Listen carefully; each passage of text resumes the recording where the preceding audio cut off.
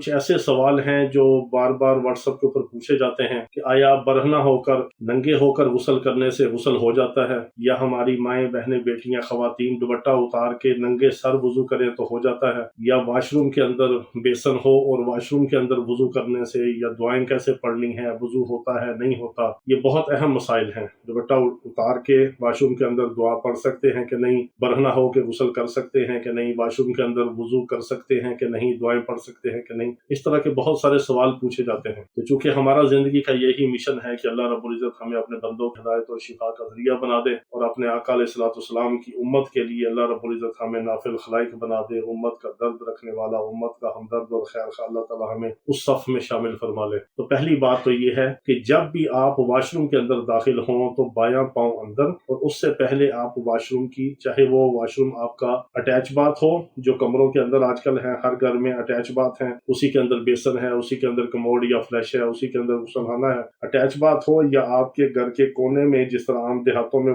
Wash room ہوتے ہیں یا غسل خانے الگ ہوتے ہیں اور باتھ روم اور ٹوائلٹ الگ ہوتا ہے، کوئی بھی ہو، دونوں جو ہے وہ پاکی حاصل کرنے کی جگہ ہے اور دونوں جگہ ہی ناپاک ہیں۔ وہاں پر جب بھی آپ نے داخل ہونا ہے، ایک تو دعاؤں کا اہتمام کرنا ہے، اللہم انی اعوذ بک من الخبث والخبائث، یہ دعا پڑھ کے بایاں پاؤں جو ہے واش روم کے اندر، غسل خانہ ہے، اٹیچ باتھ ہے، لیٹرین ہے یا وضو خانہ ہے یا واش روم کا کوئی بھی حصہ ہے، اس کے اندر جب بھی آپ داخل ہوں تو بایاں پاؤں اندر رکھیں، اس سے پہلے یہ دعا پڑھ کے داخل ہوں۔ جب آپ دعا پڑھ کے داخل ہوں گے تو اس کا سب سے پہلا اور بڑا فائدہ یہ ہوگا کہ جو ناپاک جگہوں کے اندر خبیث قسم کے جنات ہیں، شیاطین ہیں، جننیاں ہیں، ان کی فیملیاں ہیں، ان کے بسیرے ہیں، ان کا ڈیرا ہے، ان کے جو خاندان آباد ہے، ان کے شر سے آپ بچ جائیں گے، کیونکہ بعض ایسے شریر قسم کے جنات ہیں کہ جو انسان جب برہنہ ہوتا ہے تو اس کے ساتھ وہ کھیلتے ہیں، مذاق کرتے ہیں اور پھر دیکھتے ہیں اور پھر اپنا تصرف ڈالتے ہیں، اور شیاطین جو ہے سر پہ سوار ہوتے ہیں۔ یہ بہت سارے اس طرح کے کیس آتے ہیں کہ جو جنات کے کیس واش روموں کی وجہ سے ہوتے ہیں۔ تو جب آپ دعا پڑھ کے جائیں گے تو سب سے پہلے تو آپ محفوظ ہوں گے۔ دوسرے نمبر پہ حکم تو شریعت کا یہی ہے کہ جب بھی آپ غسل کریں، کوئی نہ کوئی چادر، کوئی نہ کوئی کپڑا باندھ لیں، سطر ڈانپ کے آپ غسل کریں، لیکن آخری درجے میں واش روم بند ہے، کوئی ایسی جگہ نہیں ہے کوئی آپ کو دیکھ سکے، تو آخری درجے میں آپ مجبوری میں برہنہ حالت میں بھی غسل کر سکتے، ٹھیک ہے، غسل آپ کا ہو جائے گا۔ اس سے پہلے آپ نے جو استنجا وغیرہ کرنا ہے، کوئی جسم کے اندر نجاست لگی ہے اس کو آپ صاف کریں اور پھر استنجا کریں اور پھر آپ کامل وضو کریں۔ وضو سے پہلے آپ نے واش روم کے اندر دعا نہیں پڑھنی، یا بہت ہے تو آخری درجے میں آپ دل میں دعا پڑھ سکتے ہیں، زبان سے بھی دعا واش روم کے اندر نہیں پڑھنی ناپاکی کی جگہ۔ اس کا ایک اہم معاملہ یہ ہے، بعض اکابر اور بزرگ یہ فرماتے ہیں کہ جب آپ واش روم میں داخل ہوتے ہیں تو آپ نے دعا پڑھ لی، اللہم انی اعوذ بک من الخبث والخبائث، اور جب آپ باہر نکل آئے، باہر نکلنے کے بعد آپ جو دعا پڑھیں گے، غفرانک الحمدللہ الذی اذھب عنی الاحزان وعافانی، یعنی یہ آپ نے استنجے کے بعد اور پیشاب پخانے سے فراغت کے بعد والی دعا پڑھ لی، اس کے بعد آپ وضو کے بعد والی دعا بھی باہر نکل کے آپ پڑھ لیں تو بہتر ہے، جس طرح اشہد ان لا الہ الا اللہ وحدہ لا شریک لہ واشہد ان محمدا عبدہ ورسولہ، یہ وضو کی دعا ہے۔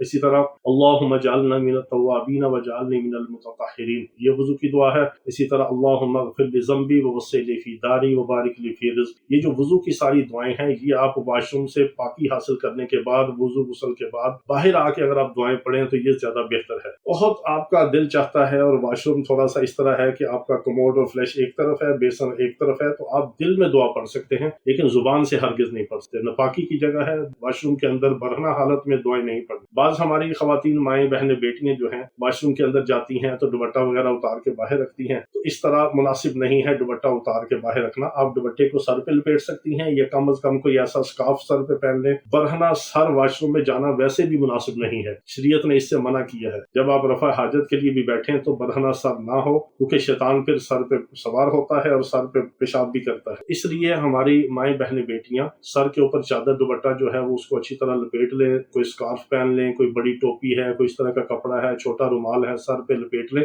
سر ننگا نہ کر کے جائیں۔ تو بعض یہ ہوتا ہے کہ بڑی چادر اور دوپٹہ نہیں لے کے جاتی کہ وہ فلش میں گرنے کا ڈر ہوتا ہے، کموڈ پہ لگنے کا، یا وہ ناپاک ہونے کا ڈر ہوتا ہے، اس لیے وہ اندر لٹکا دیتی ہیں داخل ہوتے ہی یا باہر رکھ لیتی ہیں۔ تو اس طرح آپ سر کو ڈانپ کے جائیں اور اندر دعا نہیں پڑھنی. آپ غسل بھی اندر کر سکتی ہیں, وضو بھی کر سکتی ہیں. وضو آپ اندر کر رہے ہیں تو دعا پہلے باہر پڑھ کے جائیں اور باہر آ کے دعا پڑھیں. وضو غسل آپ کا ہو جائے گا, واش روم میں ہو جاتا ہے, لیکن دعائیں آپ نے باہر پڑھنی ہے, اندر نہیں پڑھنی. اور برہنہ سر نہیں جانا, سر کے اوپر آپ ٹوپی لے کے جائیں. مرد حضرات ہیں تو ٹوپی لے لیں, خواتین ہیں تو کوئی اسکارف وغیرہ لے کے جب آپ نے وضو کرنا ہے تو سر کو ڈانپ کے جائیں, یا ویسے آپ نے واش روم استعمال کرنا ہے تو وہ حکم ہے کہ سر کو ڈانپ کے جائیں, ننگے سر نہ جائیں. یہ کچھ ضروری چیزیں تھی. تو بعض لوگ بار بار پھر سوال پوچھتے ہیں, جی ہمارا وضو ہو جائے گا, اندر دعا پڑھیں گے کہ نہیں؟ دعائیں آپ نے باہر پڑھنی ہیں, وضو آپ کا اندر ہو جائے گا, غسل آپ کا اندر ہو جائے گا. جسم کو اگر سطر کو ڈانپ کے غسل کریں تو بہتر ہے, بامر مجبوری آپ کر سکتے ہیں لیکن واش روم کے لیے جائیں, وضو کے لیے جائیں تو سر کو ڈانپ کے جائیں تو بہتر ہے. بامر مجبوری اگر آپ کے پاس کپڑا نہیں ہے, یا کپڑا گیلا ہے, یا آپ کے پاس جگہ نہیں ہے,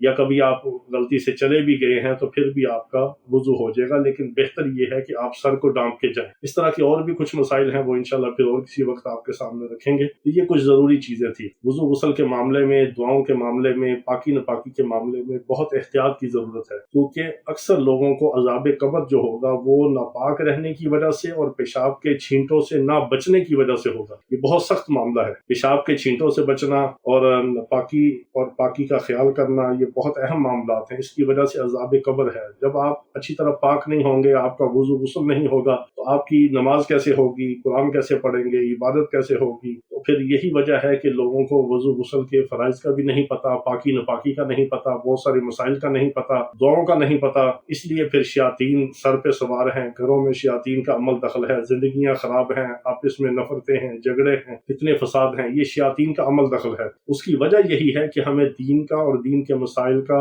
وضو غسل کا, فرائض کا, واجبات کا علم نہیں ہے. تو یہ اپنے علماء سے سیکھیں, یا وضو غسل کی نماز کی کتابوں میں مسائل پڑھیں, اس کو سیکھیں, اس پہ عمل کریں اور اپنی زندگیوں کو جنت بنائیں, جہنم نہ بنائیں. اللہ رب العزت ہمیں دین کو سیکھنے کی, سمجھنے کی, اس پہ عمل کرنے کی توفیق عطا فرمائے, کیونکہ اکثر لوگوں کو عذاب قبر جو ہوگا وہ ناپاک رہنے کی وجہ سے اور پیشاب کے چھینٹوں سے نہ بچنے کی وجہ سے ہوگا. یہ بہت سخت معاملہ ہے. پیشاب کے چھینٹوں سے بچنا اور پاکی اور پاکی کا خیال کرنا یہ بہت اہم معاملات ہیں. اس کی وجہ سے عذاب قبر ہے. جب آپ اچھی طرح پاک نہیں ہوں گے, آپ کا وضو غسل نہیں ہوگا, تو آپ کی نماز کیسے ہوگی, قرآن کیسے پڑھیں گے, عبادت کیسے ہوگی؟ تو پھر یہی وجہ ہے کہ لوگوں کو وضو غسل کے فرائض کا بھی نہیں پتا, پاکی ناپاکی کا نہیں پتا, بہت سارے مسائل کا نہیں پتا, دعاؤں کا نہیں پتا. اس لیے پھر شیاطین سر پہ سوار ہیں, گھروں میں شیاطین کا عمل دخل ہے, زندگیاں خراب ہیں, آپس میں نفرتیں ہیں, جھگڑے ہیں, فتنے فساد ہیں. یہ شیاطین کا عمل دخل ہے. اس کی وجہ یہی ہے کہ ہمیں دین کا اور دین کے مسائل کا,